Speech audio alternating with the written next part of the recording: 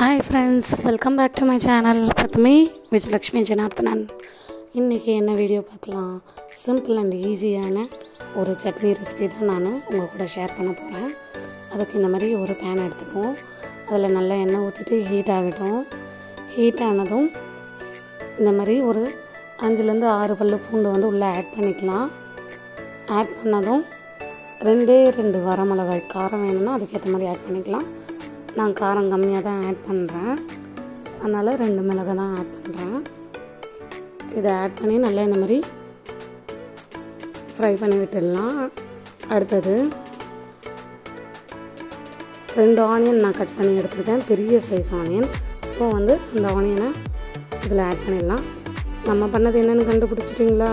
Onion chutney, simple and ஈஸியான onion chutney தாங்க நான் இங்கே உங்கள் கூட ஷேர் பண்ணிகிட்ருக்கேன். இது கூட வேறு எந்த ஒரு இன்க்ரீடியண்ட்டும் ஆட் பண்ணலை.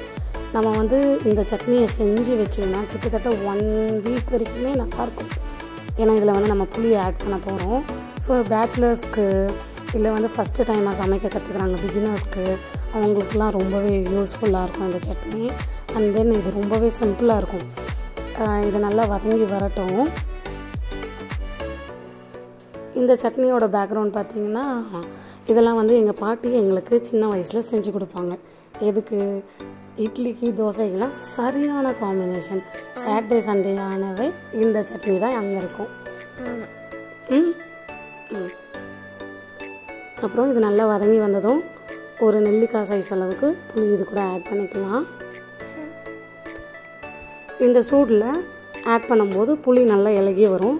நம்ம மிக்சர் ஜாரில் போட்டு பிளெண்ட் பண்ணும்போது ஈஸியாகவே பிளெண்ட் ஆகிடும். அதுக்காக தான் அப்படியே ஆட் பண்ணுறோம். இந்த ஆனியன் பார்த்திங்கன்னா நீங்கள் கோல்டன் ப்ரௌன் வர வரைக்கும் வெயிட் பண்ணியும் எடுக்கலாம், இல்லை வந்து இந்த மாதிரி கண்ணாடி பதம் வரும்போதும் எடுத்துக்கலாம். அது நம்ம இஷ்டம்தான். இப்போ ஒரு மிக்சர் ஜார் எடுத்துப்போம். அந்த மிக்சர் ஜாரில் ஆற வச்சு ஆனியனை உள்ளே ஆட் பண்ணிக்கலாம். ஆட் பண்ணி நல்லா பிளெண்ட் பண்ணி எடுத்துக்கலாம். இல்லை வேறு எந்த ஒரு எக்ஸ்ட்ராவும் ஆட் பண்ணவே இல்லைங்க, வெறும் ஆனியன் மட்டும்தாங்க. இப்போ தேவையான அளவுக்கு இதில் உப்பு சேர்த்துக்கலாம், சேர்த்து பிளெண்ட் பண்ணிடலாம்.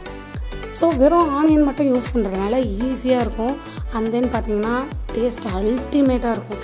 சரியான காம்பினேஷன் இட்லி தோசையோடு வச்சு சாப்பிட்டிங்கன்னா. ஒரு பேன் எடுத்துகிட்டு அதில் எண்ணெய் ஆட் பண்ணிவிட்டு தேவையான அளவுக்கு கடுகு, உளுந்து, கடலைப்பருப்பு ஆட் பண்ணியிருக்கேன் நான்.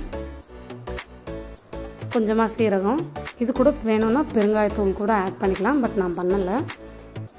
ஆட் பண்ணி நல்லா இந்த மாதிரி எண்ணெயில் ஃப்ரை பண்ணி விட்டுடலாம். அடுத்தது கருவேப்பிலை ஆட் பண்ணிடலாம். ஆட் பண்ணி இது எண்ணெயில் நல்லா ஃப்ரை ஆகி வரட்டும்.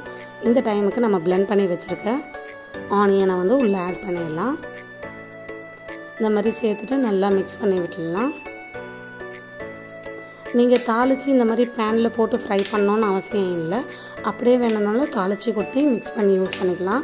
பட் வந்து நான் இங்கே இதை ஃப்ரை பண்ணுறதுனால அந்த டேஸ்ட் வந்து இன்னும் கேரமலைஸ் ஆகி சாப்பிடும்போது எம்மியாக இருக்கும். அதுக்காக தான் இந்த மாதிரி பண்ணுறேன்.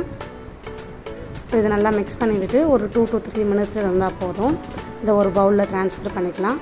பாருங்கள், நம்மளோட ஈஸியான எம்மியான ஆனியன் சட்னி ரெடி ஆகிடுச்சு.